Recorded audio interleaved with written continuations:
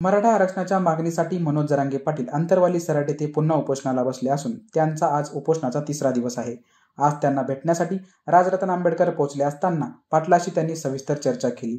जेव्हा ते उपोषणस्थळी पोहोचले आणि जरांगेंना त्यांनी बघितलं तेव्हा आंबेडकरांना अश्रू आवरता आले नाहीत। खरं तर पाटलांची प्रकृती अत्यंत चिंताजनक असून आणखी जर शुगर कमी झाल्यास त्यांच्यासाठी धोका आहे। आंबेडकरांना हे समजतात त्यांच्या अश्रूचा बांध फुटला। त्यांच्या या कृतीचा व्हिडिओ प्रचंड व्हायरल होत आहे की जरांगे पाटलांची तब्येत दिवसेंदिवस नाही मिनिटोमिनिटी खालावत चाललेली आहे। दर मिनिटाला जे आकडे आज आम्ही बघितले, जे डॉक्टरांनी आता सांगितले, ते कुणालाही अशा आकडे त्यांच्या डोळ्यासमोर येऊ नये। आम्ही स्वतः जरांगे पाटलांना विनंती करतो की थोडं पाणी तरी घ्या।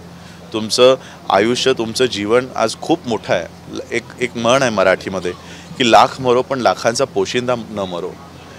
आज लाखांचे नाही कोटी मराठा बांधवांचे, महाराष्ट्रातल्या लोकांचे, मराठी लोकांचे आज पोशिंदे जरांगे पाटील आणि त्यांच्या केसाला जरी धक्का लागला तरी हा महाराष्ट्र सहन करणार नाही।